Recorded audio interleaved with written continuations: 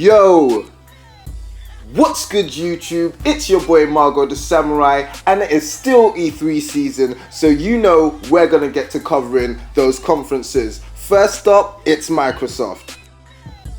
Now, I'm not gonna lie people, even though I am a big fan of the Xbox brand, it's kind of hard to deny the colossal ass kicking that the PlayStation 4 has been administering to that Xbox One console.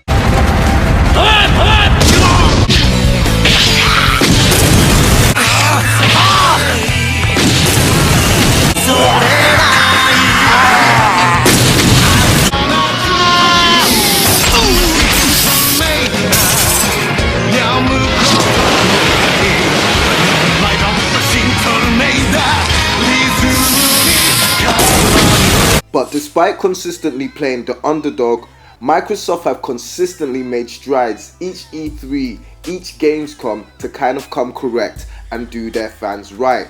From reversing their bogus DRM and their paywall practices to coming with a plethora of brand new IPs from Scalebound to Recall to Quantum Break.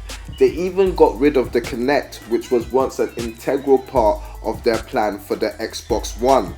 Now, to be honest, the only thing you could really accuse Microsoft of being guilty of is playing it too safe when it comes to the release of gameplay footage. They love their CGI over there at Microsoft.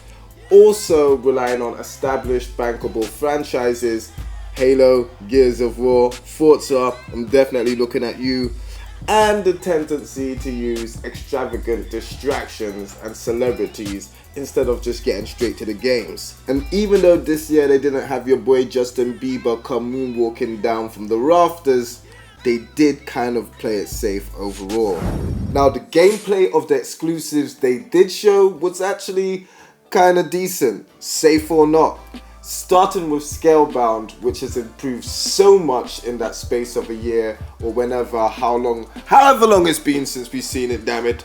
The game looks so good. Now, I know before Platinum Games was going for a sense of scale, so they had the camera more zoomed back out, but now the camera's more zoomed in closer, it feels more immersive, you feel more one-to-one with the combat, and the frame rate looks so much better. The character models also look a lot better, and I just hope this is just a regular Xbox One version and this isn't the Scorpio version that we're seeing, because this looks really good.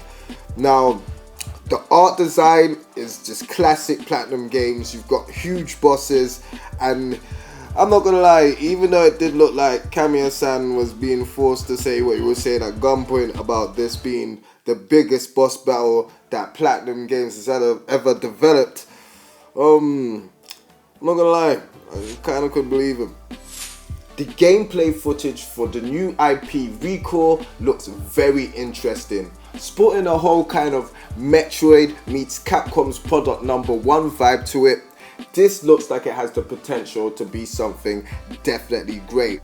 One thing I definitely enjoyed about this trailer is the fact that it actually went through some of the game mechanics, showing the new characters and how they actually help you access newer areas or destroy tougher and bigger enemies. Seeing more of the gameplay trailer and how the mechanics work actually made me more hopeful that the game has more of its roots in the true and tested style of the Metroid gameplay, with you kind of being stuck in an open world but not being able to reach certain areas until you've unlocked certain character upgrades or certain characters to roll around the city with, as we can see right here. I just hope a franchise like this gets appreciated on the Xbox platform, because it looks kind of good, not gonna lie. Now, another game that was a massive improvement over last year was Gears of War 4. I mean, after seeing that dark and dingy campaign run, I mean, I've never seen a game that actually needed some form of light bill before. I mean, that trailer last year needed light more than Destiny did, but this year it was back with glorious textures, looking great. Now, even though the graphics and the wind effects did look spectacular, and once again, I really do hope this is the basic Xbox One version and not the Scorpio version we are seeing. But, we'll be finding out later on this year. One of the things that did make me think was that this game looks great graphically, as I stated before, but it does seem like a little bit of the same old, same old. I mean, I know how this game is going to feel just from watching it. You know, I know there's going to be some dope set pieces, but the majority of the time, it's just going to be knee-high walls, you know, and getting that cover shooting on. And I could kind of do that on Gears Ultimate now. But, you know, it just won't look as sweet. I'm not gonna lie, it's not gonna look as sweet, and you won't have those new maneuvers like that drop shot, like that the lady just would, you know, just this, yeah, whatever, man. But yes, people, this game, I'm not worried about it. Like, I don't think it's gonna be terrible and stuff like that. But I want to see it get more than like an 8.9. You know what I'm saying? I want to see it do well. Do you know what I'm saying? And I do think they need to add something more to the gameplay than just having firefights against chest-high walls. I want the campaign to be, you know, something more memorable, especially if it's going to kickstart a new franchise. Because look, we haven't got Cole, Baird, and the rest of the boys there. You know, we haven't got the whole team there. So these guys are going to have to be really likable. The story is going to have to be top notch, and the gameplay is just going to have to be there. You know what I'm saying? But not to throw a dampener on it, it does look cool. You know what I'm saying? It does look like it's going to have that classic couch co-op action that you just love, where you're just chilling there with your girl or one of your boys and stuff like that, and just going through the campaign and stuff like that. So yeah, hopefully I see some more from it before the game comes out. That'll just, you know, just take these doubts away from it, just feeling like something I've already played. Basically, game wise, those were my 3 top picks of the Microsoft conference. Then again, there's always Gwent. Anyway, now if you'd been keeping your ear to that gaming grapevine, you'd already know that there were 2 new Xboxes in development, and today Microsoft finally lifted the lid off the covers. Now, even though new hardware is always cool, this is definitely a bittersweet moment for early adopters of the Xbox One, and especially for certain people who went out and just caught themselves a white one. Don't worry, it was only £112. But anyway, it's always going to be hard for an early adopter to swallow the pain of having your console no longer be that marquee product. Like, that day one black Xbox is probably never going to be in a commercial again. Like say goodbye to that dish for real. Bear in mind, Microsoft have gone on record to state that there should be no issues with compatibility, and that games should be interchangeable and be able to work with each one of the consoles. Even a new controller should be able to work with all the consoles, from your original Xbox One all the way through to the Project Scorpio.